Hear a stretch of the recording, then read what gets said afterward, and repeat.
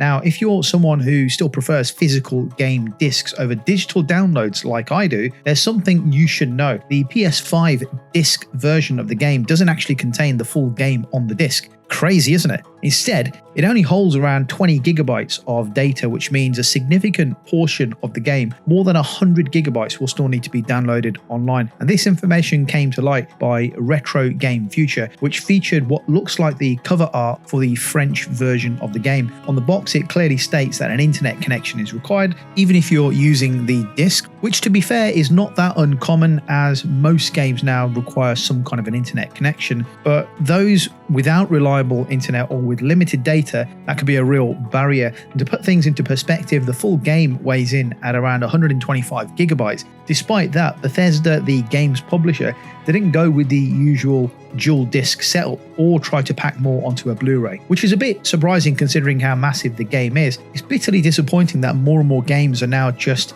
downloaded and the disc pretty much acts like a key. But I suppose more and more companies are doing this as we head towards an all digital future, something which I feel we are all going to have to embrace as time goes on, something that I am not looking forward to. I love my physical discs and I'm always going to be buying physical copies until the time comes when you can no longer purchase physical games. But let's talk about performance, because Indiana Jones and the Great Circle is set to be a technical showcase, especially if you're planning to play this on the PS5 Pro. Machine Games, the developers behind the game, recently confirmed that the game will take full advantage of the more powerful hardware. And on the PS5 Pro, players can expect native 4K resolution, smoother and more stable frame rates, and improved ray tracing for better lighting and reflections. All of these upgrades aim to provide a more visually immersive and consistent gameplay experience, even if you're playing on the standard PS5 model, though the game should still run great.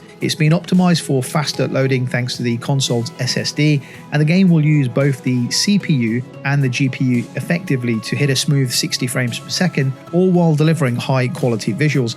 Another cool addition is the support for the PS5's DualSense controller. The game will make use of adaptive triggers, haptic feedback, and even the light bar, which changes colors to reflect Indiana Jones's in-game status. It's a small detail, but it adds another layer of immersion and polish that players will appreciate.